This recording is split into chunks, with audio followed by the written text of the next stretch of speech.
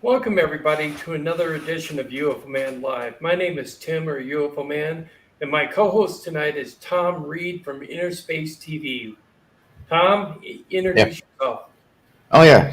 Oh yeah. So Tom Reed, I've got the little UFO park in Massachusetts, and the Berkshire's UFO programmer, the rebrand of Berkshire's UFO is actually about our family, which aired on Netflix and Unsolved Mysteries, and we're now putting together an incredible UFO expo, which will be the second annual festival, if you will, UFO festival, to be part of Roswell. And actually, even Mike is also part of that too. So today's going to be a lot of fun. We're going to talk about that as well. We want to welcome a very special guest, Mike Bara from Ancient Aliens. Also, he's a lecturer, an author, and I think, if I'm correct, you were an engineer at one time, correct? Aerospace engineer, right? Got a lot of opinions about 9/11. Yeah. Yeah. You were part of the military industrial complex too, a card carrying member, correct? That's correct. Yeah, at one time. At one time, I had some security clearances. So, yeah, absolutely. So that's interesting. So maybe we'll get into part of that later. Okay. Tonight, we want to discuss Mars and life on Mars and what your perspective is. Yes, I have both your books here. Okay. Here they are. There we go. All of Mike Bara's books are available on Amazon, by the way. And if you're interested, he has several books. I think I counted at least 9. It's 9. Yeah, it's 9 right now. I'm going to stop at the same number of planets that we have because Pluto is a planet. I don't give a damn what Carl Sagan thinks. Is it? Yeah, Pluto is Pluto planet. Cornfield, grass, rapey. Yeah. Anyway. Right. Pluto is a planet. It should Yes. not be considered, what was it for a while? A dwarf planet. Dwarf. Actually an escaped moon of Neptune, if you want to get into the complications of all of it, which I Right. explain in this book, The Choice by Mike Bara. I'm sorry, I just happen to have them sitting here. Yeah, but it should qualify as a planet in its own right. One thing I got to tell you, Mike, is Neptune and Uranus is starting to get rings, just like Saturn. Mm-hmm. Yeah, Uranus or Uranus. Notice how we all called it Uranus until Carl Sagan said Uranus on Cosmos. Right. Yeah, and it's always had very faint rings, but they're picking up a little bit. And now they've discovered that the Neptune appears to have rings of ice. So that's pretty interesting. By the way, Tom, I wanted to remind you that not only has your story been on those other shows you mentioned, it's also been on Ancient Aliens, and it's been on Uncovering Aliens. Yeah. Just wanted to remind you of those 2 other shows. They're actually, to be honest with you, I don't like to throw stones, but in this case I will. Actually, the worst documentary at all was the one that was on Netflix. Unsolved Mysteries. I mean, that was the one that left everything out. I mean, Ancient Aliens. You were there. You were at my park. We walked down the road. I showed you everything happened, and at least they covered the documents and everything. It was short, but it was very good. It was short. They rushed us to get to some dumb Nick Pope interview with some dumb guy because your story's 10 times better, and I was just like really torqued at how short it was because we had some juicy stuff in that interview. I made you go places you didn't want to go. Oh, like the hotel room. Yeah. Wow, that was not what. Yeah, so I knock on the door, and I thought we were going out for pizza. Oh, they were surprise! I was like, "Wow, is this a lap dance?" They were not me. No. There were other human females involved. So. Yeah, this is for hope so. They say, yeah. Thanks for bringing that up, Tommy. Yeah, and then there was this glow stick in the limo. Oh God, yeah. I got that video here somewhere. Do you? I bet you do. Yeah, so Ancient Aliens did a really good job. It was just short, and so yeah, it was on Discovery Channel's Alien Mysteries. Uncovering Aliens with my brother. I think that was the only show my brother's ever done. Yeah, they did it with you. They gave it a good a good play, I think, and you can still find that episode. Just type in "Uncovering Aliens." Abductions and Bright Lights is the name of that episode. It's still out there. You can watch that. Yeah. That was a great show. And yeah, I just wish that Ancient Aliens had spent more time on your case because, like I said, I think I got a lot of juicy stuff out of you that they didn't use, and it's like, yeah. okay, can I just have the footage? I'll do my own thing with Tom. Yeah. Well, you know what? We could do it again. You know, maybe I could get back on the show. Are you still hosting Ancient Aliens or? No, Not so much anymore. I have the well, there's one of two possibilities as to why. Yeah, I know one of them.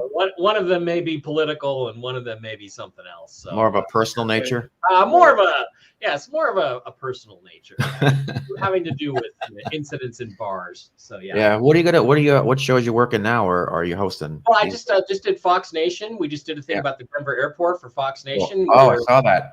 I actually was featured on Fox and Friends, a little brief snippet that they played. I saw that too. Hostess came on, so I'm hoping to do more stuff with Dr. Brooks and try to get you on. Beautiful. Fox Nation, because they're discovering that conspiracy plays, and it was a really excellent documentary on the Denver airport, which is what's cool about filming with you too is I was able to show you all the docs, the actual the original documents that I don't usually bring on the road with me in case something happens. So you saw the letters from the governor, you saw the state letters, you should make copies of those.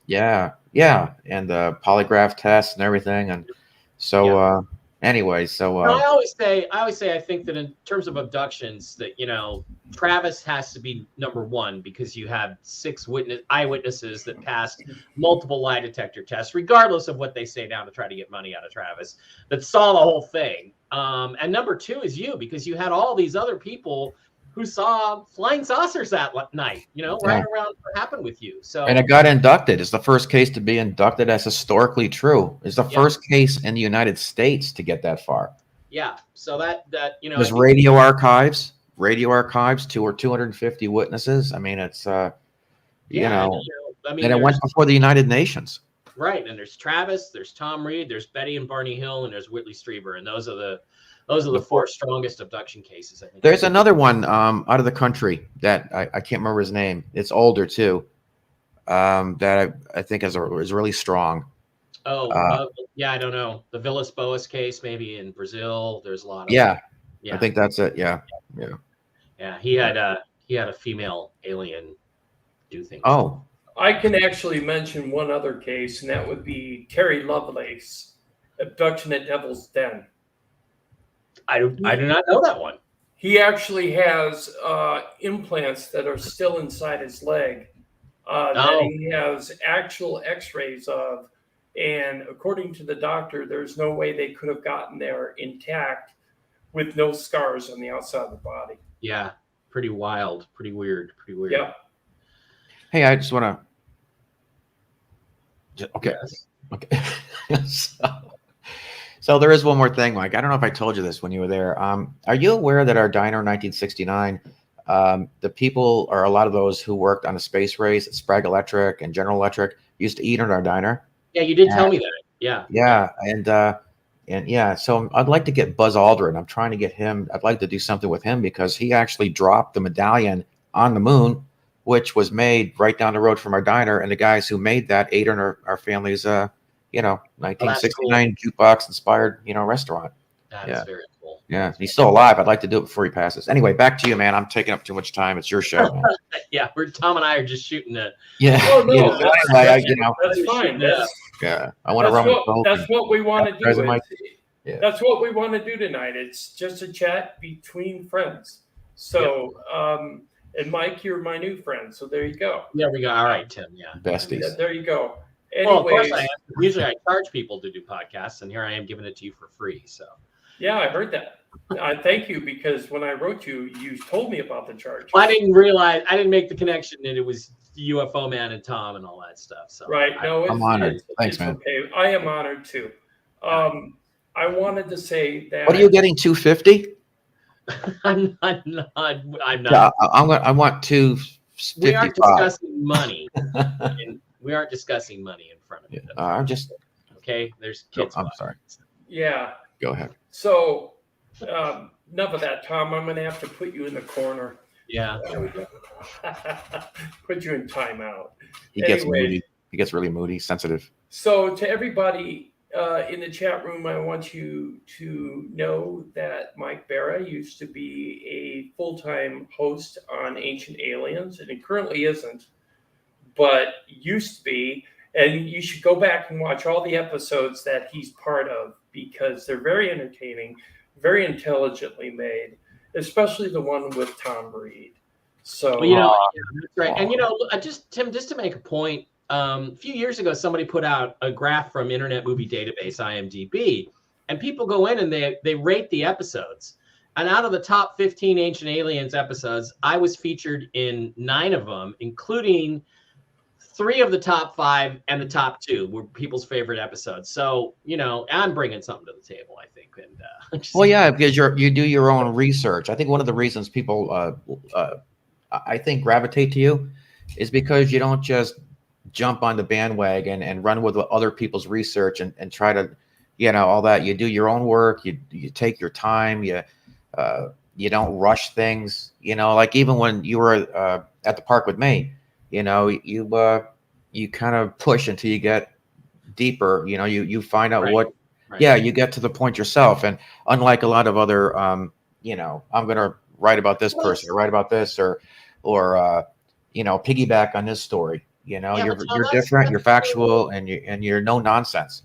That's true skepticism. That's the way you're supposed to operate. You keep asking questions until you can come to a conclusion, and that's what I do. That's how I operate, and I think the show used to be a lot better, but that's just me. Ancient Aliens. Yeah. It did. It actually did when it first started. I thought so too. What is it, like a 14th season?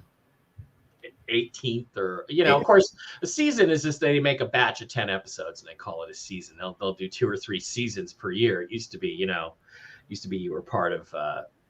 It used to be TV shows like that. It's like if you did 20 episodes a year, that was 1 season. Now it's 2 seasons. So they're kind of exaggerating that a little bit, I think.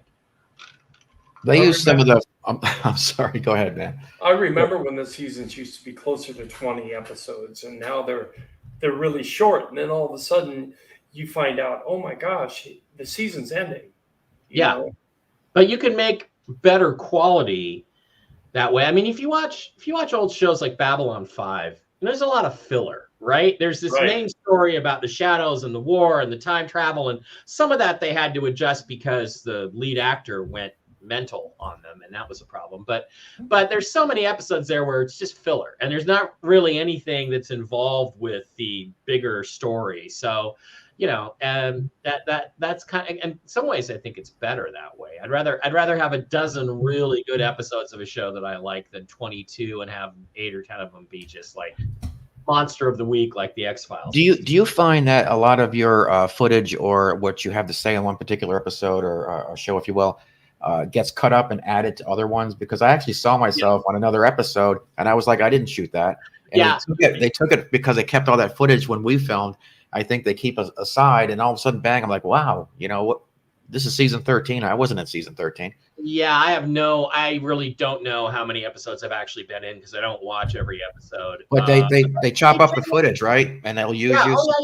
Yeah, and then they made these Ancient Aliens declassified shows, which is like 2 hours, and it's just clips from all over the place put together into a new episode. So that's not uncommon. I mean, that way they can pay you for one interview and use it in 27 different episodes and not have to pay for it repeatedly. That's how television works. So and I bet there's more out there than I know. I actually did a thing where I set my DVR. I just put my name in on the DVR just to find out like how often I'm on different things, because I don't keep track of it. And it was like 6 times last Friday. So it's pretty good. Not yesterday, but the week before. I'm like, wow, 6, not just Ancient Aliens, but a couple other shows I did too. So. Well, I got a question for you. Outside of the Tom Reed episode, what was your most memorable episode for you on Ancient Aliens? Well, I think the Moon episodes, there's 1 or 2 of them. I did one of the Moon episodes. That was great. There's a couple of Mars episodes I was in that were great until until they had at the very end, they talked about this thing called the Sphinx on Mars, which was actually originally brought forth by a guy named Giuseppe Pizzella in Italy. And then I'm the first one who published anything about it in America. And I put it in my books, and they brought in John Brandenburg to talk about it like it was his research. And I'm like, guys, that's my stuff. I used F-bombs. But and they didn't bring me in to shoot that, and that really pissed me off. But before that, they were really good. And then I think there was a Nazca. The second Nazca episode they did was good. And another one that I think is really terrific is they did the first feature that they did on Eric von Daniken, which I was was terrific. Just a terrific episode, I thought. And to have met, I've really been fortunate to have been part of all this, because I've met so many wonderful people and people that I idolized. Eric von Daniken. I was on stage at Contact in the Desert about to give a presentation, and I turn around and there's Eric standing right there. He's like, "Mr. Bara, are you going to talk about Ceres?" And I'm like, "Actually, Eric, yes, I am." And it's just weird to be recognized by people that I grew up. He's iconic, man. Yeah, we're talking to a legend. What about Philippe? You ever film with Philippe? What's that? Philippe? He was on the show way back when. Oh yeah. Philip died. He died a while ago. Second season or third season or something. Yeah. Did you ever do anything with him, or was that before your time? Yeah, it was that. No, I came in the second season. Thank you, Giorgio, for recommending me. But he passed like in the third season. Yeah, a long time ago. Way back, 2012 or something like that. He had some very strange heart condition. And shockingly, he didn't take one of these. It wasn't that did him in. But yeah, it was really sad. Yeah, he had a good look too. He knew what he was talking about. He was, like you said, the show was very good in the beginning, but there were so many things to talk about, you know, and it's just like they started running out of ideas. I'm sure it's still good. But I'm sorry. I have to say that the first book I ever read that got me really interested in the UFO phenomenon was by Eric von Daniken. Mm-hmm. Chariots of the Gods, I'm going to assume. Chariots of the Gods. I saw that on opening weekend. Yeah, me too. 70s, yeah. I don't know. It's weird, Tim, because you think about it, and I was at Alien Con. Of course, we did this big Alien Cons. I don't know if I'll be ever invited back if they do more Alien Cons, but and I'm there, and I've met the cast of Lost in Space, the original, right? I walked into the green room, and Bill Mumy, Will Robinson's like, "Mike, how you doing?" Comes over and starts talking to me. I met all of them. I met Bill Shatner, William Shatner, Captain Kirk.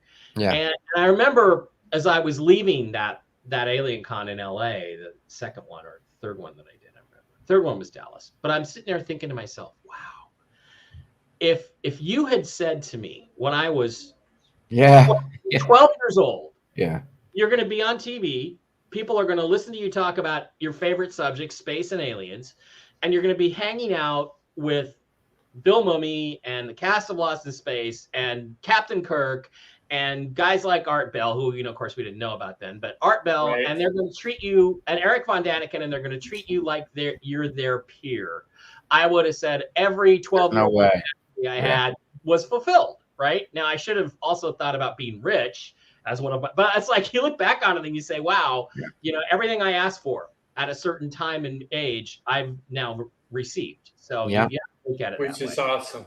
Yeah. Same things happen to me, actually, because after I've met several people, I've gotten new contacts, bigger names, and I've been coming into a newer circle of people, which I never would have thought of. I'm friends with Whitley Strieber. Yeah. I'm going to do. Whitley and I we've been sat next to each other a few times, been on the same stage. I'm not sure he knows who I am. I'm not sure he likes me, but I'm going to be doing a conference with him in Manchester, England, my second favorite city in the world, in October. So it'll be really interesting to hang out with him. But it's like, I don't really know him. So say some nice things about me. Well, I don't know him in person, kind of like I don't know Tom in person, but I know him from talking like this. And I can say I've interviewed him twice, and very intelligent, very knowledgeable man. especially in the field of experiencers and consciousness. And I think he's even delving into life after death now because of his wife. Right. And so I talk to him a lot. Yeah, he's a brilliant guy and has a great story to tell that's critically important.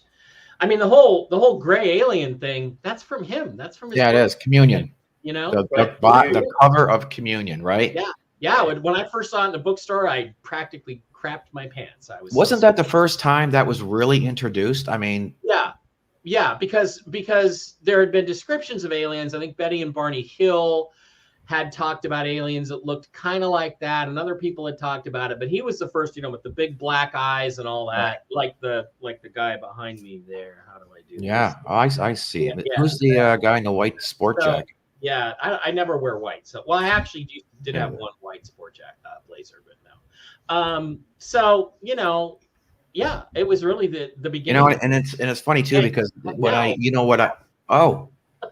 shit. Oh. That's all because of Whitley. I'm going to say, hey, you're the reason I have this tat, dude. Son of a gun, man! I never saw that before. So when we had our experience and we had that head or that shape of that thing, we've been talking about that since I was 10 or 11 years old, and it doesn't look anything like what most people see today.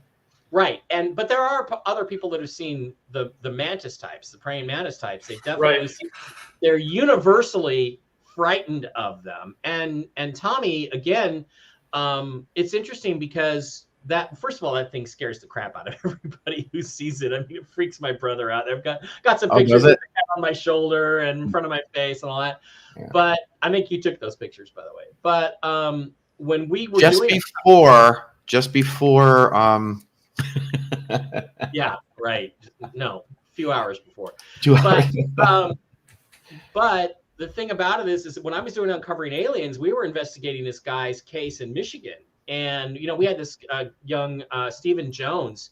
There was Daryl Sims. You guys know Daryl, right? The alien is evil. We must chop him up and sushi and, it tastes like chicken. And then we had Stephen Jones, who's like, oh, the aliens are our friends and they are here. He's English to help us advance to the next step in our evolution. So anyway, Daryl had this sketchbook, like a police sketch book, right? Different eyes, different noses, different mouths, chins, head shapes, and he flips and he flips and he flips, and until this guy finds it, and when he finally got to it, it was the mantis face. It was exactly that same face. And when Stephen, Mr. Love and Light, saw that face, he freaked out and left the house. He got up and left in the middle of the show. We were taping the show. Didn't we? I filmed with him. Wasn't that Stephen? Yeah, Stephen, the little ball guy. But He now has hair. He's got a wonderful toupee that looks fantastic, and which I may need at some point in the future. But yeah, he freaked out, Tommy, and that alien, that particular one, is with unanimity chillingly frightening to people, and that's really interesting because they're not. You think that those aliens or that species, if you will, or that those that are in that type or flavor, do you think that they're what is your take on them? What do you think that's all about? Because people have asked me, were you scared? We've talked about this, and I think because I was so young, I just was confused. And like I've said to people, if you're watching you're watching a movie with your girlfriend or something, it's a horror flick or something, and you hear a bang on the window or something like that, it's going to startle you. It's going to shake. Right. But are you really in danger? It's the way your body reacts to certain things. But does that really mean it was meant to harm or to frighten? So I question what I really felt that day because it was a long time ago, and people don't like them. Okay, people do not like them, and there must be a reason for that. And there's probably things you don't remember and other people don't remember. Like, they appear to be the ones in charge. They're in charge of the Greys, it seems like, whenever they're around, and people do not have good experiences with them. So I don't think they're good guys. I really don't. Do you think that there's a connection with that? I don't want to label it because I'm not sure what we saw was part of that exactly, but working together with any form of or a Gray funded governmental agency of some kind. Oh yeah, because, that goes Yeah. on. Absolutely. The bases where people have military personnel and aliens. Yeah. And you can't Well, say not the so name. much like the Greys, because you hear a lot of with gray aliens and stuff. But we had, like I said, we were a lot of the money being filtered into the space race was in the Berkshires. NASA Yeah. was in Boston, so there was a lot of that money, and there was a Yeah. lot of things happening in Massachusetts and around Massachusetts at the time. So I've always felt that there was a joint uh, venture of some kind.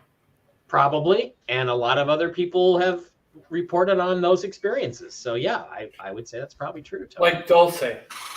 Yeah, like Dulce. That's another prime I example. mean, I think Dulce was even closed down for a while and then reopened. Yeah, and there's people like Melinda Leslie. I don't know if you ever had her on our show in Sedona, who've been inside bases under Sedona. So it's like, yeah, I mean, I think that's there is this intertwining, and I think that as we move through the next 6 months to a couple of years, and more truth is going to come out about all kinds of things. I think that we're going to learn more and more about this, as time goes on. I've actually heard that it might be 5 years, and that's from governmental sources. And the reason is because the declassification of files takes a long time, because some files have several levels of classification, as you're well aware of, being part of the military industrial complex at one time. There are several levels, and it takes a lot of communication to bring those levels down to a level that you could declassify it, make it public.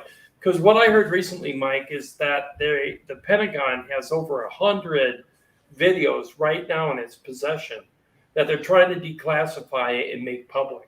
Some of them so clear as to be 50 feet away from a cockpit of a fighter jet. Yeah. And the thing is that I also hear around 5 years before there's full disclosure, and you got to be careful about government disclosure, because usually they're lying for their own agenda, right? Even if they disclose something. Yeah. But what I'm saying is, between now and then, we're going to get bits and pieces. We're going to get more and more stuff. And not all from government. We're going to get a lot of that from privately funded space programs. SpaceX and whatever. Right. And Space Force was not created for no reason. Okay. Correct. So do you think that's putting pressure on like NASA, because they don't want to be second to the close anything? They know that there's a time frame now. Right. And also, Tommy, if Space Force comes out and says, well, there's aliens, look, we just found some ruined ancient alien bases on the moon and on Mars, everybody's going to go to NASA. Well, where the hell have you guys been for the last 50 or 60? Just bringing back soil samples. Yeah. Yeah, but I gotta say this: $100,000 given to allocated to NASA is just not enough to really make an in-depth dive into investigating for alien life.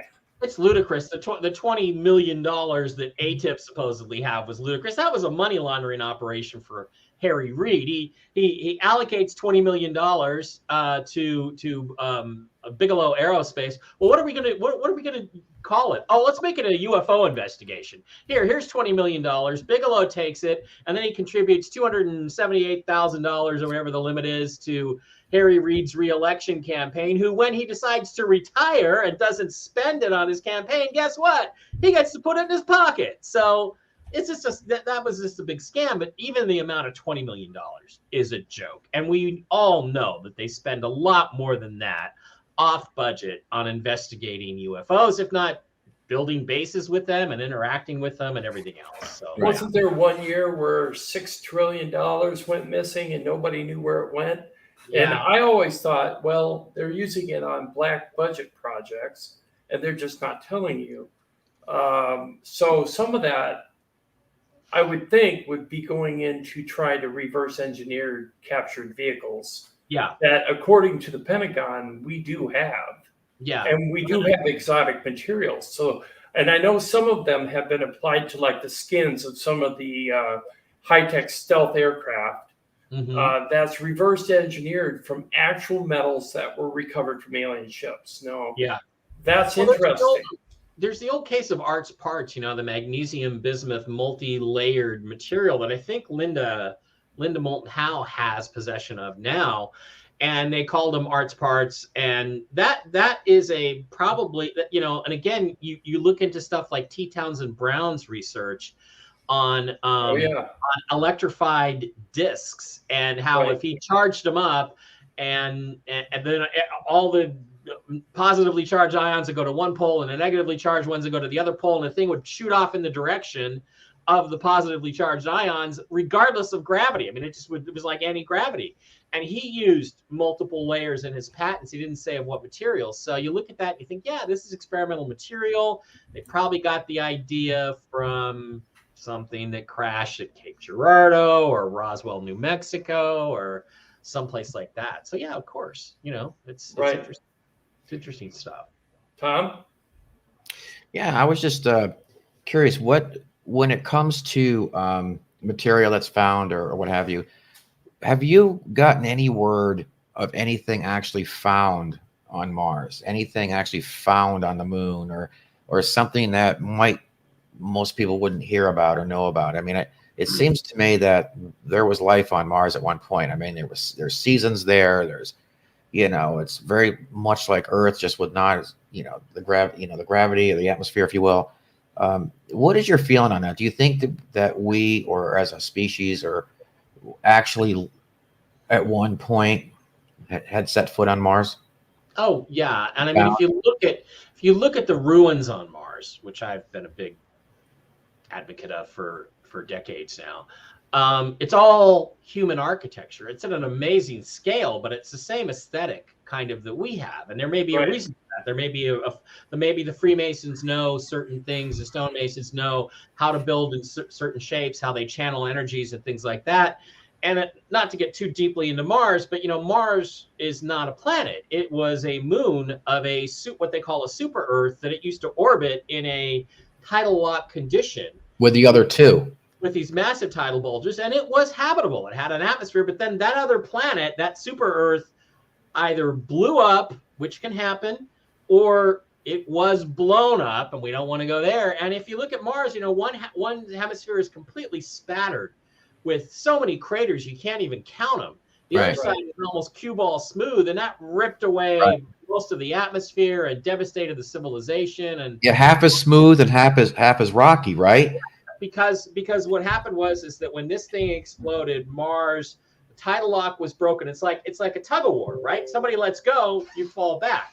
Mars keeled over like this. It got hit with all this debris. The atmosphere got torn away. The civilization probably, you know, came. So you believe it was actually one of the other, because there's two moons, I believe, around Mars. Those are just asteroids. Those are just Deimos and Phobos are just a couple of asteroids. They're not really moons. They call them moons, but they're really just asteroids. And and so, you know, again, Dr. Tom Van Flandern went through all this stuff in his book, Dark Matter, Missing Planets and New Comets, which is a great, very technical read, but it gives you all the background on the exploded planet hypothesis. And so it all fits in. So what the hell was your original question? I was at, so being that you were talking about like material that's found or what have you. So I was wondering, you know, if we did actually set foot on Mars, and I do believe it was, we you know, there was life there. Well, no, yeah. Have we ever found anything? Like anything? Nothing from Mars. We have a couple of meteorites that we think came from Mars from some cataclysmic collision. Gee, I wonder what that was. What was I just talking about? But I will tell you one thing. There was a case we did on Uncovering Aliens, a show that you were on with me and Maureen and everybody else, called Ben Foggins case. I don't know if you know about Ben Foggins, but he's got abduction memories and these different things. Now, he tells a story that one day he lives in Ohio. He's out in his front yard. He just gets out of his car, and a big rectangular UFO comes slowly right over his house, which is the kind of thing that used to happen to him all the time. And this clump of hot molten something drops off of this sucker and hits his gravel driveway, and eventually it cools down. The thing leaves. He picks it up. He said it had like organic material on one side and it was metal on the other. He sends it to Los Alamos National Laboratory to be tested. Okay, never let the government have your negatives or your photographs or your material. Never see it again. You'll never see it again. He did see it again, but all the organic material had been removed. But they did spectroscopic tests on it. And what they found is that there were elements in it, like let's say strontium 90 or strontium, something like that, that there's a thing called radio oxygen isotopes, or yeah, oxygen isotopes. And basically it's a question of the neutrons, like what is strontium 90 made up of on Earth is going to be different than what strontium 90 is made up of on Mars. Right. So we did tests for that show. Subsequently, it's been tested a couple times since then. And every spectral analysis test comes back that this is an aluminum alloy, which means it was manufactured. Okay, it's artificial, and that several of the elements, trace elements, but elements are of non-terrestrial origin. What that proves, the Ben Foggins case proves, which is again on Uncovering Aliens, I think it's Abductions of Bright Lights. I think it's the same episode as yours, Tom. But what it proves is that metal was manufactured using materials that came from somewhere other than the planet Earth. And again, nobody really ever talks about this case, but it's an amazing case. It's amazing. Right. There's a few other ones like that where there's slag material that they find and test it. And a lot of them have sometimes the same elements found on Earth, but it's machined in such a way that we can't reproduce it.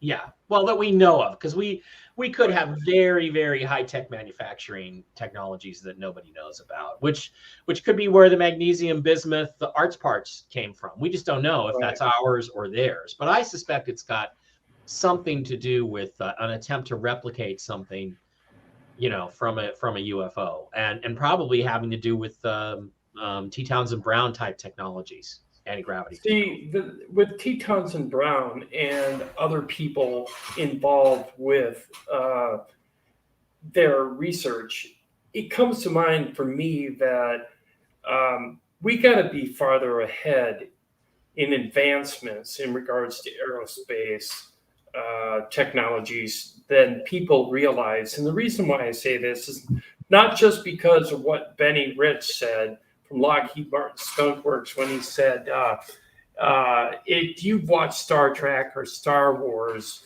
we've either done that, tried that, moved past it already. And that we have the technology to take ET home. That was 94. So if that was in 1994 and we had the technology to take ET home, that means we had faster than light travel. Right. So what I want to know is, are some of these things that are flying around, do you believe they are ours? Possibly. Absolutely. Absolutely. I there's a book I have, it's over on my shelf over there, called Hidden Agenda, NASA and the Secret Space Program. And I talk about T. Townsend Brown. And he made a presentation to the U.S. Naval, I think it was U.S. Naval Research Laboratory in 1958. Where he said, this is how you make an American flying saucer. I think it was Project 1794 or something like that. And they listened to his whole presentation, took his papers, took his reports, took his experimental stuff, said, thank you very much, and never spoke to him again. But what happened was that prior to that, in the 1950s, the aerospace companies were all crazy to do anti-gravity research. And literally within 2 months of that meeting, they cut that all off. They said anti-gravity is not going to be an accepted subject for peer-reviewed papers, which means any scientist or engineer who did anti-gravity, dabbled in anti-gravity research was going to lose his career. They cut the whole thing off. They took it black. So I think we've had the ability to create anti-gravity spacecraft, low Earth orbit flying saucers. Since the 70s, anyway. Yeah, since 1958. I honestly think it's since 58 because you just see that cutoff. And if you notice the speed of transportation, right, it accelerates on a curve and it goes from a man walking to a man running to a man riding on a horse and then a horse and buggy and then a steam train and then a propeller airplane and then a jet airplane and then a rocket ship. And that was in 1960 at the same time. So the curve goes straight up and then it's been flatlined for 70 years now. Yeah. Technology curves don't do that. Okay. Right. So by the definition of how technology advances, there had to have been a breakthrough in 1960, give or take 58. And I think there was, and they just kept it completely secret because And something else too. I mean, we've got shuttles that come back to re-entry. They're going 18 times the speed of sound. So not only are we able to do that, but we're able to construct a vehicle that doesn't break up. Well, one did, but it break apart at that. What is that? What is it going? 20,000 miles an hour? About 17,000 miles an hour when I think when it hits the atmosphere. Sure. So it's pretty fast. And the other thing too, Tommy, is that that doesn't mean faster than light, but there's no reason why with enough power you couldn't use that same T. Townsend Brown idea and just basically keep accelerating and keep accelerating and keep accelerating until you were well beyond. And it's obvious we have anti-gravity. It's been around for a long time, and we have skateboards, or those boards that you can stand on, and they hover, right? Yeah. So, I mean, that's even being made by the toy companies now. So it's not like and used by Arab terrorists the world over. You ever watch those videos? Those are great. Anyway, yes. What I was going to say is there is some indication that we've had operational TR-3Bs, Auroras, since like 1996, maybe even 1994. Right. And they're anti-gravity. They're also able to travel as a hyper atmospheric vehicle. And which gets me is if they're anti-gravity and they've got the class, hold on a second. The data for the propulsion speed for a TR-3B or a TR-6 is so classified, we can't even get the actual speed that it can travel in space. Right. We know it can travel fast in our atmosphere, even faster than a hypersonic missile or a hypersonic rocket. Yeah. So if we have these things, and we've had them since 94, okay? Say 94. We've had them for quite some time. How advanced are they now? And can they achieve faster than light travel? That's what I'm asking, because if that's the case, then we have interstellar capabilities, and Benny Rich is correct. Yeah. We had an old saying in the business, if it looks like a chocolate chip cookie, it's probably one of theirs. And if it looks like a Dorito, it's probably one of ours. So we've been working on these triangular shaped craft for a long time, thinking that's an excellent platform. There is information out there to the effect that's declassified about the B2 that they use. They electrify the hull of that thing on a flash on, flash off basis, several times per second. And that increases the range and increases the speed and allows it to sort of glide through the atmosphere without really heating up. And that's an anti-gravity effect. So there's all that kind of stuff. And you have this, you have all these hints. And Aurora, I mean, again, you look at the Aurora and it looks exactly like that Calavine UFO thing. It really does. Like it, yes, really, from Aviation Week the same year. So, or the a year earlier. Yeah, so. It really does. The original Aurora. Yep. And the new TR-6 is more dart shaped. So it's longer. It's like 1,200 feet on each side. And then toward the back is 600 feet and 600 feet coming to like a wedge. What I think about the TR-6 is they've said that some people have seen sightings of the TR-3B on the surface of the moon, astronomers.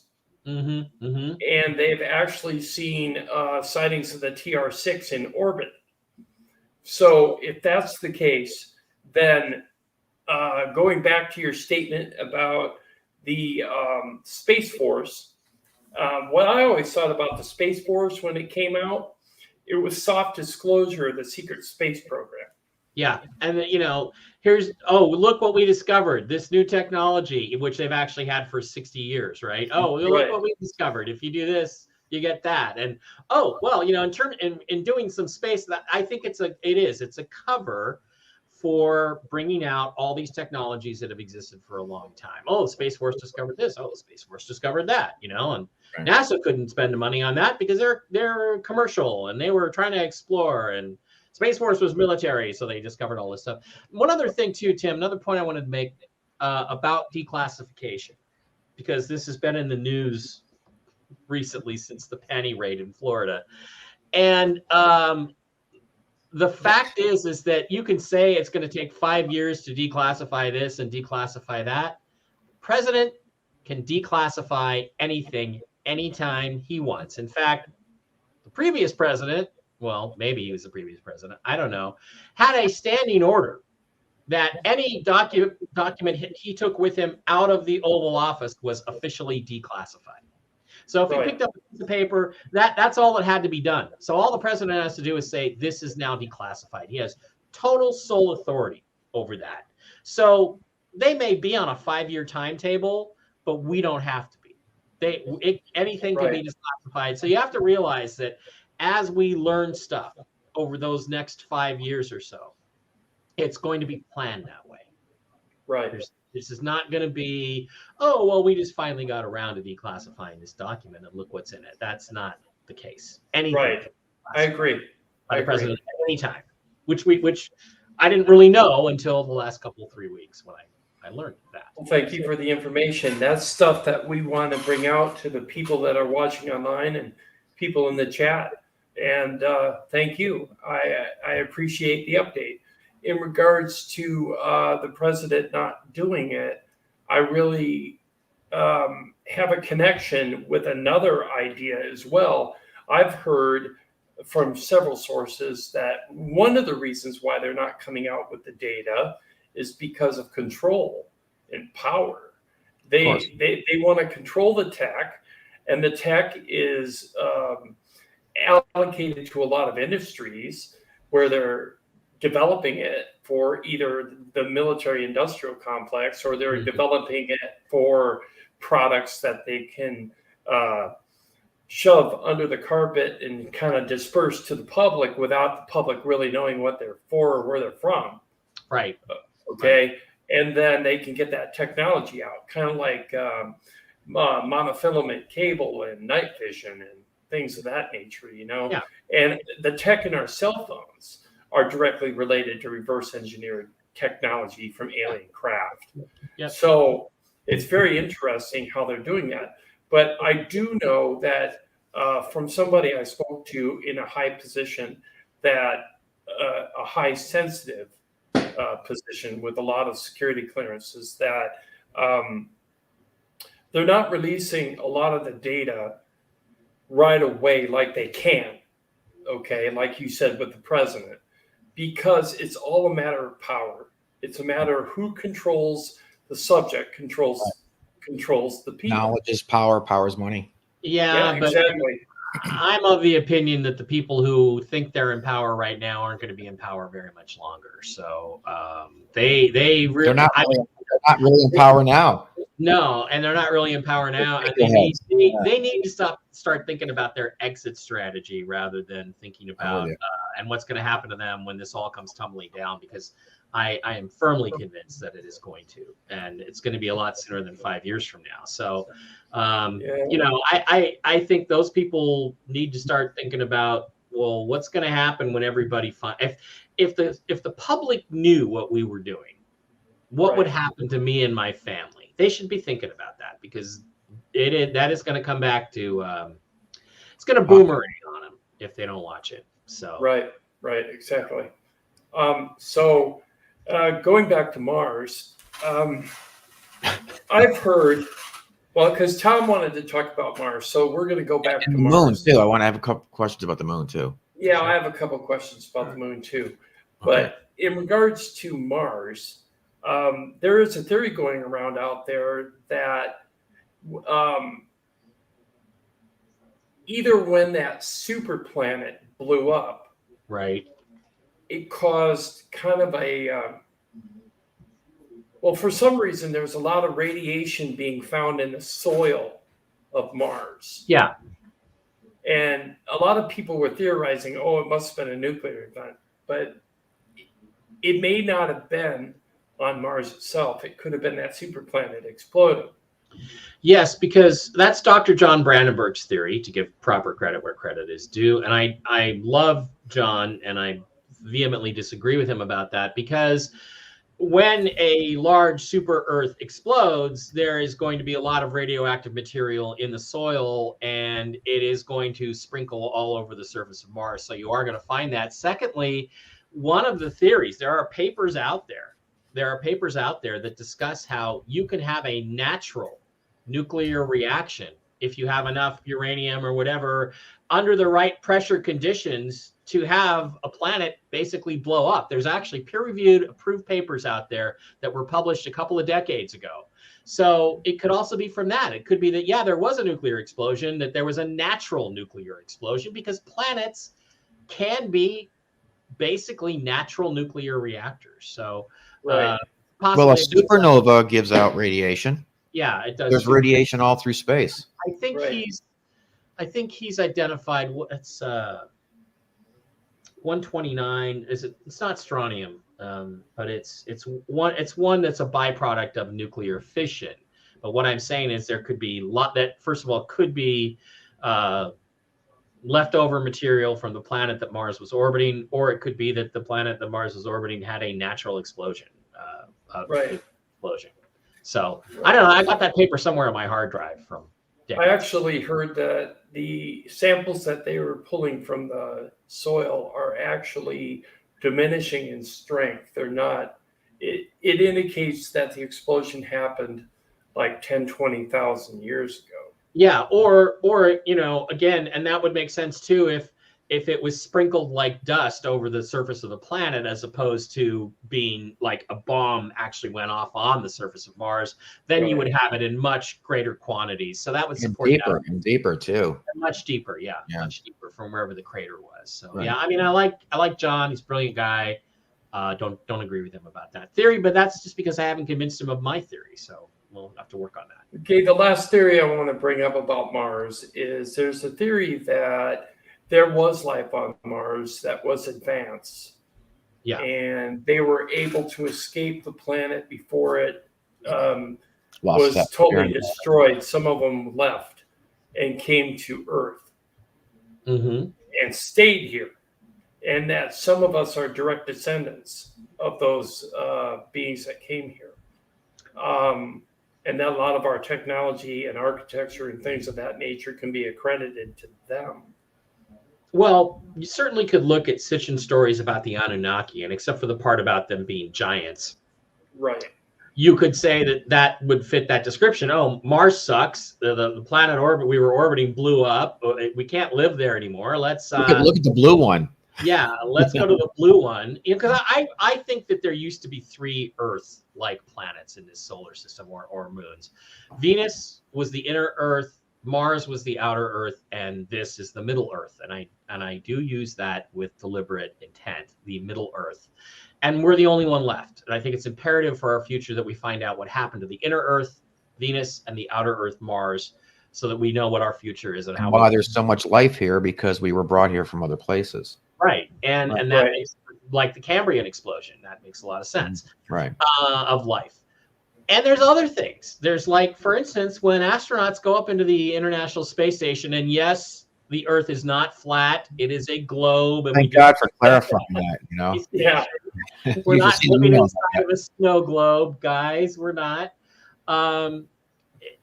This is not like the movie Dark City, but their biorhythms. Your biorhythms are set under the influence of Earth's gravitational fields and magnetic fields and everything else, set to a 24-hour day cycle, because this planet spins once every 24 hours, 24 hours and some change, not much.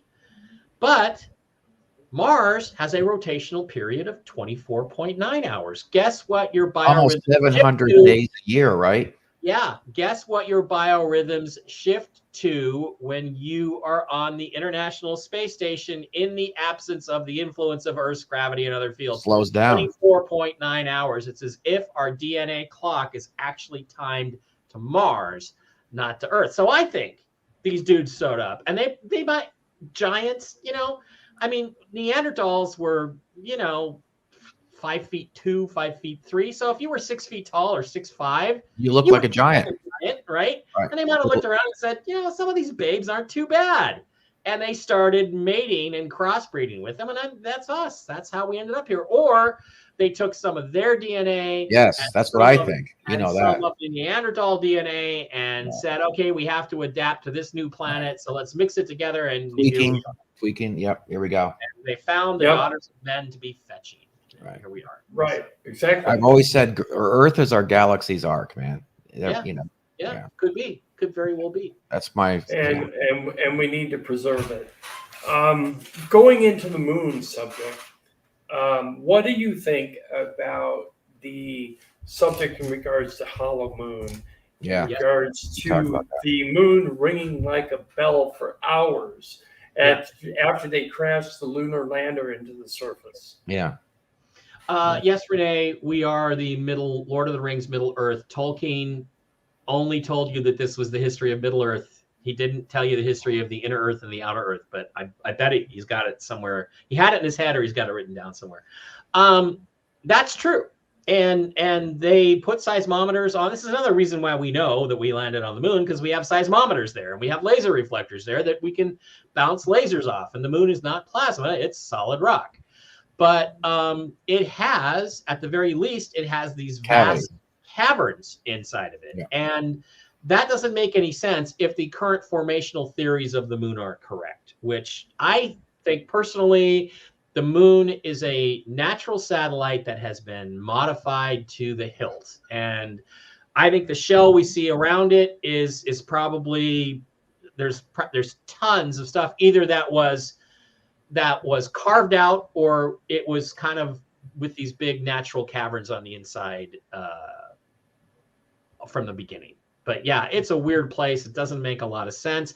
There are people, and again, Dr. Van Flandern believed that the Earth and the moon were a double system, that the Earth during its molten period had so much spin energy that it spun the moon off, and it normalized and they became a relationship. He thinks the same thing with Venus and Mercury.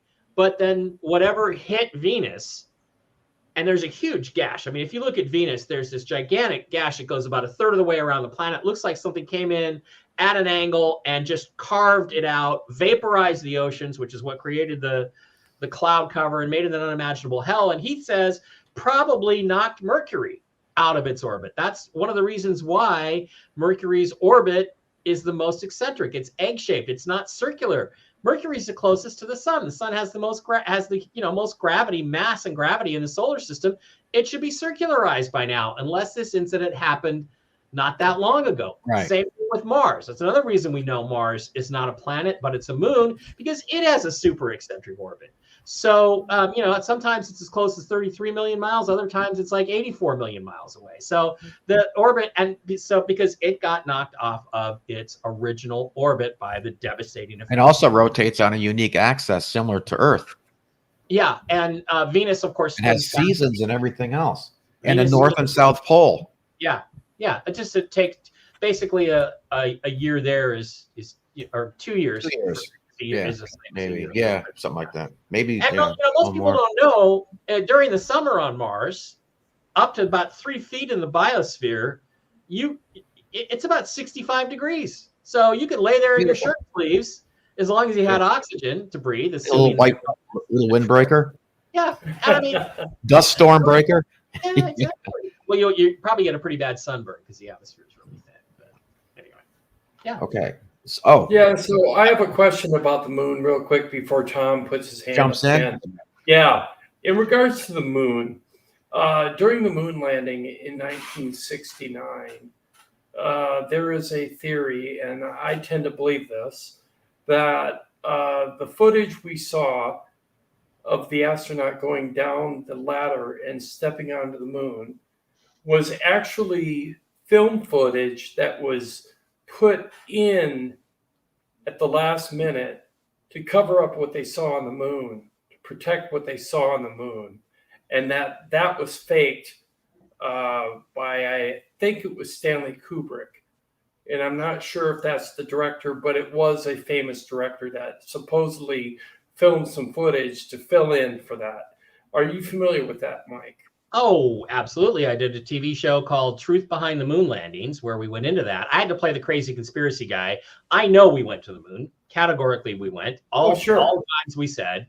But, they paid me and put me on TV. And so I very carefully worded what I had to say on that.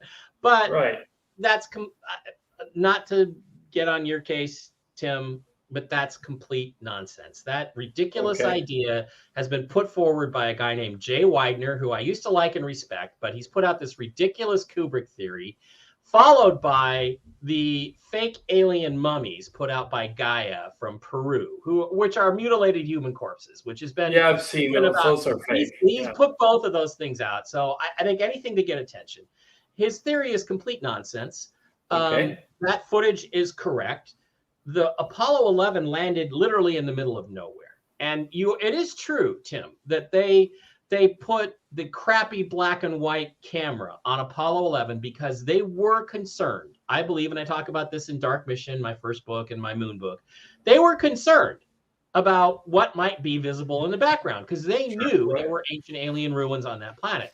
But they deliberately landed in a place on July 20th, not by accident, 1969, in the middle of nowhere, because the purpose of that mission was to get out, walk around, to have Neil Armstrong photograph Buzz Aldrin, who was the first 32nd degree Freemason to walk on the surface of the moon. They performed a Masonic ceremony in the lunar module before they went out to consecrate Tranquility Base as a Masonic temple and to make the moon a Masonic possession. That was the sole purpose of Apollo 11. Now, they had a very good color camera that they didn't let him take. They did let him take it on Apollo 12. Apollo 12 landed in the middle of these towering crystal structures and artificial ruins in the distance. We are not alone. Yeah. And we now know that after they landed, that they did a secret, what's called a stand-up EVA, where one or both of the astronauts get up on top of the engine, the ascent stage engine mount cowling, stood up on top of that, stick their head out of the top and look around. We know that they did this, even though they tried to keep it a secret because it slipped out in some documents in 2006. So we now know that there's like a 19-minute silence where they were doing this and not telling anybody that they did. And then there's a whole circumstantial case to show that this is the truth. Now, Apollo 12 landed right smack in the middle of this, and they had this really good higher resolution color camera.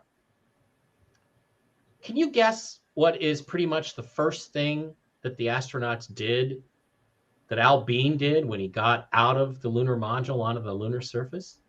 Wrote his name in the snow.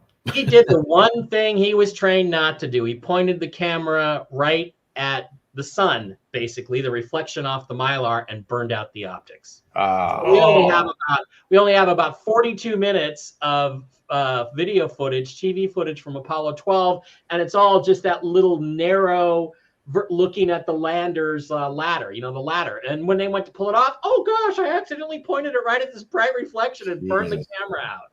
So, they did that. And then there's a lot of other stuff they did with the pictures later. But no, I believe, and I'm certain I can prove that every single bit of footage, whether it's film or TV from the lunar surface, is authentic. But they did a lot of things with the cameras to make sure you couldn't see stuff in the background, because in some of the places they landed, there was stuff in the background, which, now using computer enhancement techniques that they couldn't even imagine back in 19. And they left that medallion too. They left the goodwill message near the flag. Do you think the flag is still there?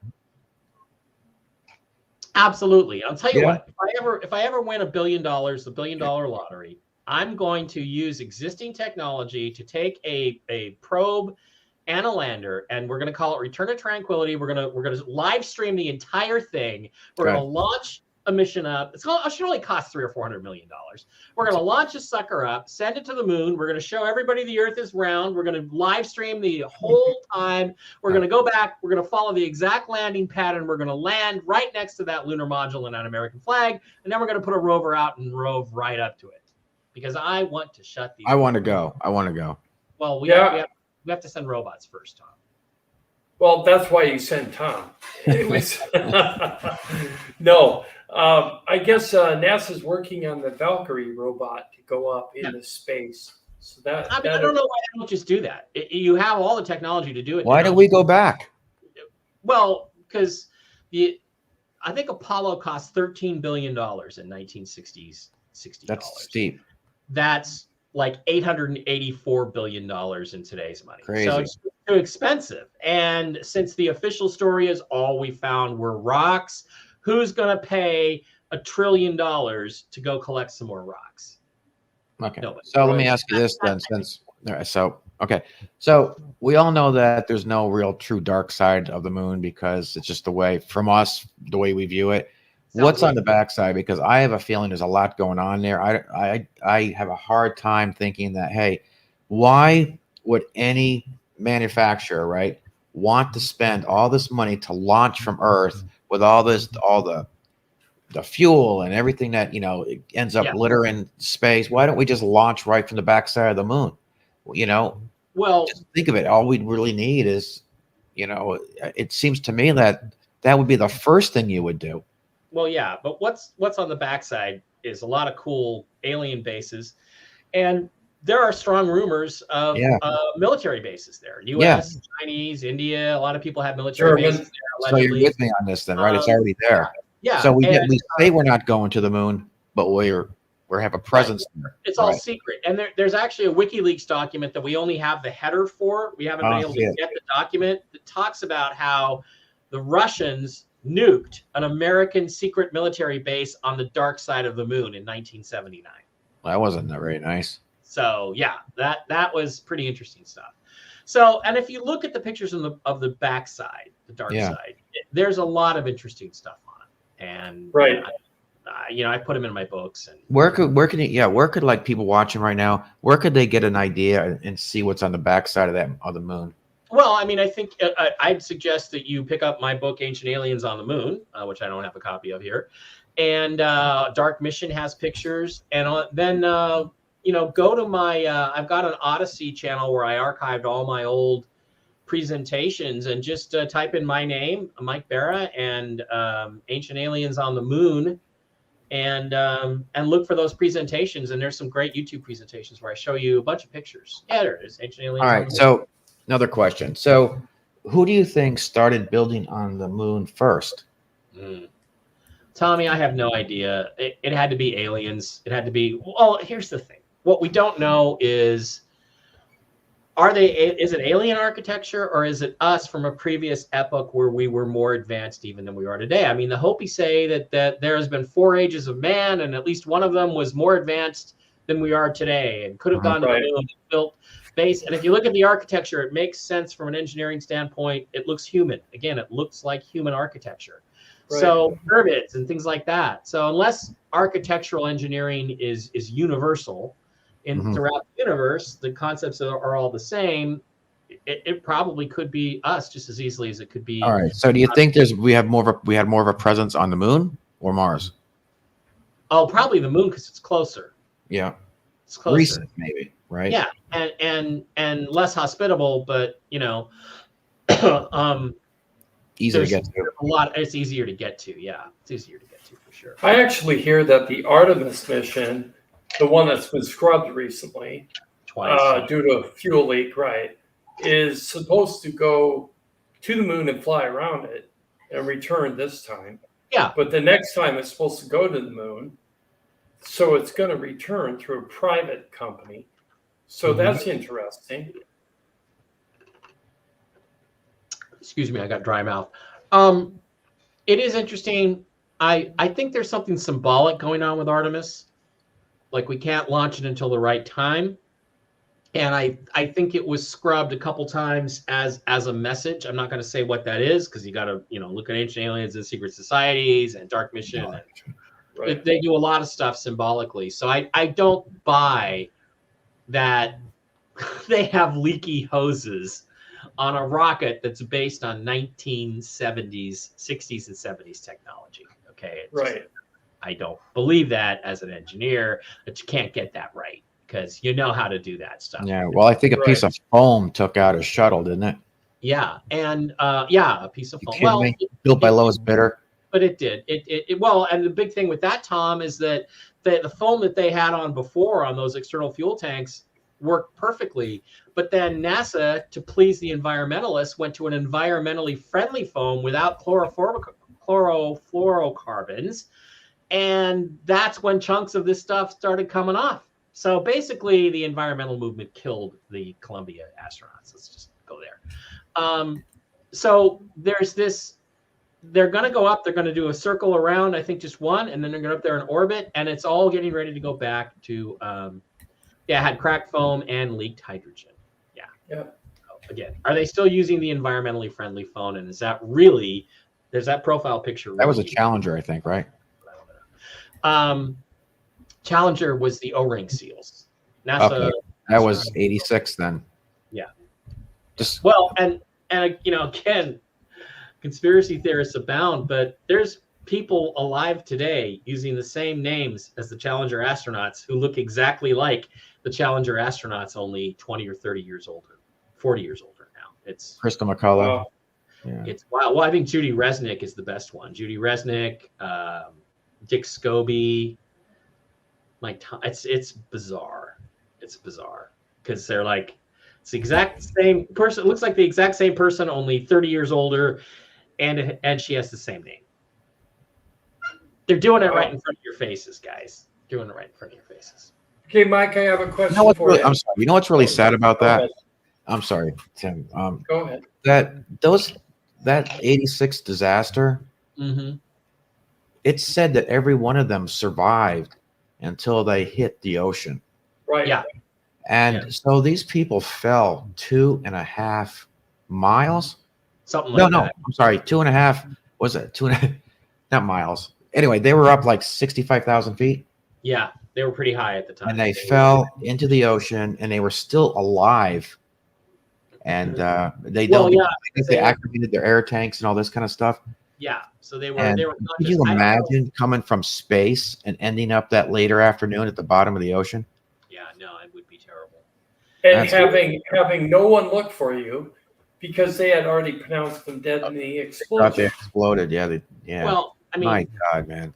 if they were actually on board the Challenger and not law professors at Yale, like there's a Judy Resnick who looks exactly like Judy Resnick, only 55 years old instead of 25 years old, and So they were never on it to begin with.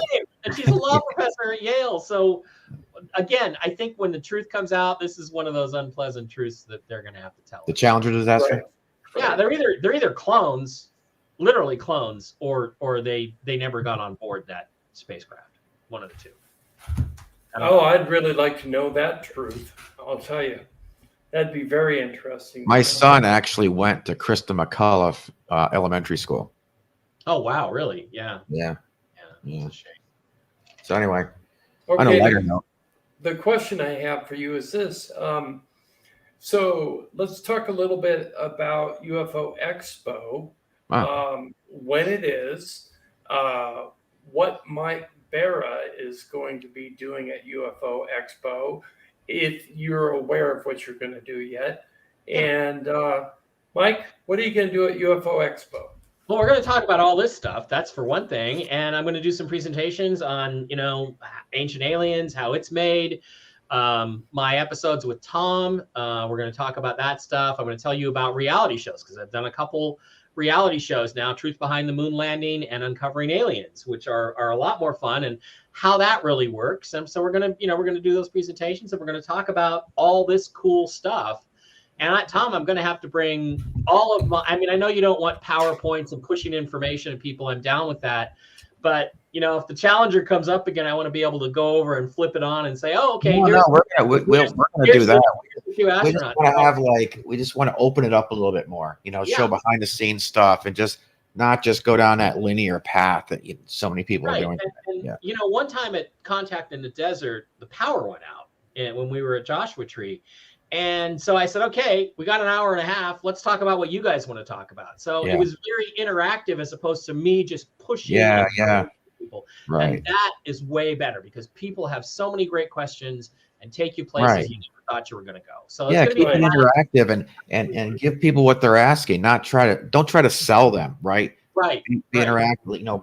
Let them show interest in something and go down that road. That's kind of what we want to do. Exactly what you're saying, man. Right. Yeah. So that's what we're going to do. There'll be a film festival there. We're going to show some films. We got a green room lounge that's going to be open till 1 a.m., which, and we're also going to have monitors on outside the building where these tents are, and the food's going to be and drinks and that kind of thing. where you're going to be able to see inside the Coliseum. Then inside the Coliseum, you're going to have monitors to see what's going on outside. So you're going to be able to, you're not going to miss anything. So even if you're outside drinks, you're going to be able to see what's going on inside. Yeah. You're going to have bands and you're going to have movies, and aren't you going to have cosplay and a little bit of that? Fest? Yep. Yeah, it's going to be a big party. So if anybody can make it, it's March 10th, 11th, and 12th. Yeah. 2023 over spring break in Roswell, New Mexico at the I'd like Mike to actually be part of the staff too. If we could talk about that later, help put this together. And spring break in Roswell, because it'll be a blast. Yeah, we're going to have cosplay too. So there's going to be a competition for cosplayers. So you can win awards. So if you get a chance and you'd like to dress up in a cosplay outfit, come to the event in March. Let's get Amaranth to come. Amaranth, she's the most famous cosplayer on the planet. Tommy, go get Amaranth to come. All right, you know who that is? You know who that is? No, I don't actually, but Google her. Trust me. I will. Jesus, Mike. I actually reached out to Elvira just for the hell of it to see if she wanted to host something. Yeah. They wanted $50,000 for Elvira to show up. I'm like, are you out of your mind? I've met her a couple of times.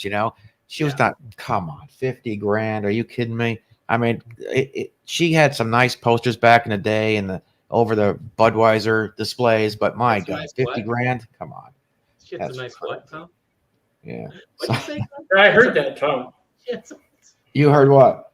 I heard it. Oh, commercials. He said commercials. That's what he said. Okay. Commercials. Okay, gotcha. What'd you think? Now it's a family show. Yeah. Yes, it's a family show. Okay. So UFO Expo is going to be incredibly fun this year. It's going to be totally different than the UFO Festival that was back in July. So come and join us at UFO Expo. I hope to be there. It's the first and only outside event to be part of Roswell. Yeah. And to be put on by the city, actually. So yes, it's sponsored by the city, and it originally was Tom's baby. So it's come to fruition. Tom's baby is being born. So come for the birth and be there at the first UFO Expo. Wow. There we go. Very nicely put. Yeah. Yes. So any last words, Tom Reed? God, I love what Mike has to say. He's like really, the whole, I think we should actually, if it's all right with you, maybe for, we'll talk about putting together, maybe a whole track about space and what, the conspiracies versus reality, that kind of thing. And, I'm sure the guys in chat, they seem to be pretty active tonight. There was an interest in that. So, I'd really like to talk about that. And, Mike,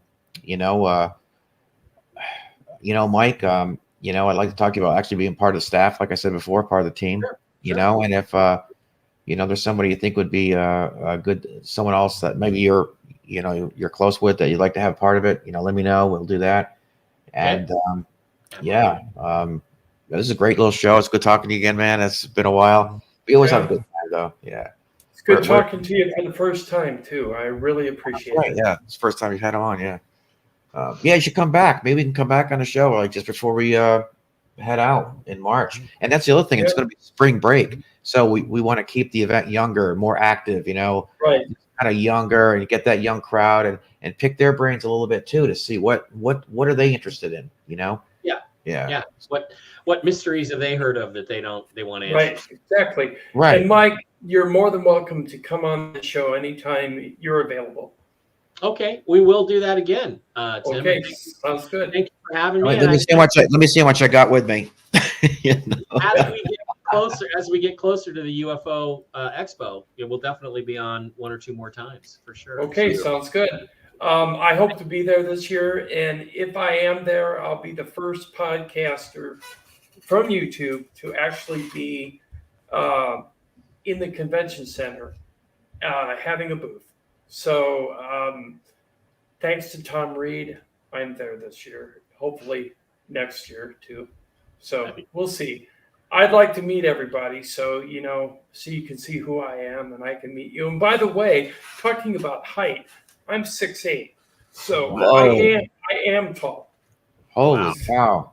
Wow. So- I'll be sure not to make you mad. I'm like 5'6". And Although I will be packing, so there you go. I don't, Wow. I don't mean these Damn. guns. yeah, hollow points. Bazooka. Anyways, thanks Hey, to you got everybody. any last minute questions in chat? Anything? Oh, yeah, we can do that. Let's do that. Yeah, first. just a couple questions because it's rare to have Mike on. You know. Okay. Any questions for Mike in the chat? Yeah. Let's see here. Everybody looks like. So what's your next gig, Mike? What are you doing next? What's next for you? I am doing Awakening. Thank you. I hope that's your real profile pic. Looks like Olivia Newton-John. Yeah. I am doing Awakening Manchester on October 16th. It's a Sunday. I thought they canceled that. No. No, Or was that no, Brazil? that was Brazil. Brazil got canceled, but I'm going to be doing Manchester on the 16th of October. I'm a big Manchester City Football Club fan. Unfortunately, they're not going to be playing that weekend. Well, they are, but they're going to be in freaking Liverpool. So to heck with Liverpool. And but it's going to be an absolutely great trip. I've been there 2 or 3 times before. It's like my second favorite city on the planet, or third favorite. Who's going? Who's going to be part of that? I'm going to be there. Steve Mara is going to be there, who's a great, very solid guy. Richard Doty is going to be there, and Whitley Strieber. So it's Wow, going to be Whitney. a one-day event, and it's going to be in a cool hotel there. And I think they're pretty close to sold out, so it should be an absolute. We're doing a 3-day. Yeah, I know that's going to be definitely be cool. Yeah. So, And absolutely. we're expecting large crowds, so that'll be really cool too. Yep.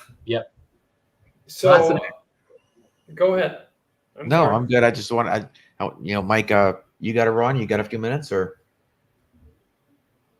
No. you're good? No, I'm good. Okay. So you got any questions in the chat, or was that basically just hi Mike, how's it going kind of stuff? Yeah. Yeah, pretty much. Yeah. Okay. All right. Oh, we do have one question. Yeah. Will the flag on the moon still have its color? Oh, good. Really good question. I don't know. I would assume it will be changed at the very least, if not completely washed out, because the intense radiation on the moon, it discolored Surveyor 2 landed at the same spot as Apollo 12. That's how they knew that they could get through all of these towering structures on the moon with Apollo 12, was because they followed the same landing path as Surveyor 2. And when they brought it back, it was the white paint was completely discolored from the intense radiation. So I would think it might have lost a lot of its color, or it will be, turned a different color, like the red will become brown or something. It's a really good question. Yeah. We should try to figure You think out. it'll have bacteria on it like the shuttles do? Yeah, good question too. I don't know. They had bacteria. They did find bacteria on the. They sawed off the camera from Surveyor 12. They sawed it off, or Surveyor 2, and brought it back with them on Apollo 12, and it did have bacteria, but they aren't sure if it was infected, before it left NASA. So anyway, That's a good question, wasn't That it? is a good question. I'm looking to see if there's any more here. Okay. Nope. Everybody seems to be really satisfied with everything. Oh, here's a question. Uh-huh. What's those high tower monkey bars on the dark side of the moon? I think they're extraterrestrial, alien in origin. I do not know what she is referring to be honest. Don't know. Don't know what I don't know anything about the monkey bars. I don't either. So that's something new. New one to me. Renee, I'll have to check into that, and we'll get back to you on another live stream. All right, sounds good. Okay, one other thing. So there is such a thing as space bacteria? We don't know. We don't know because they don't know whether I assume if the bacteria was identical to Earth bacteria, that it probably came to the moon from the Earth and then brought back. But I don't know. I've heard actually that is a bacteria in space. So yeah, we would have to check that. Look at that. Yeah. What do you think will be coming from the solar flares and CMEs? At the most, some communications disruption at the right time. Oh, gosh, look, we had a solar flare and all of our internet got knocked out at the same time. All this other stuff started happening over here on Earth. So Distractions. Distractions. Let's be for distractions. We don't need to worry about that. That's not gonna take us down. We do have a comment based on the dark side of the moon. Looks a lot like the Pentagon. Yeah, there is some stuff. There are some pyramids there. So, okay, guys, thank you for having me. I really appreciate it, Tim. You're more than welcome, and thank you for coming. And thanks to everybody who participated in the chat, everybody who participated online. Next weekend, we have a gentleman from the UK. The broadcast time will be 3 p.m. in the afternoon because we want him to be on live. His name is Gary Hazeltine. Please come for that and join the journey down the rabbit hole, and we'll see how far it goes. So from all of us on the panel, good night from all of us, and we'll see you next Saturday. Take care, Mike.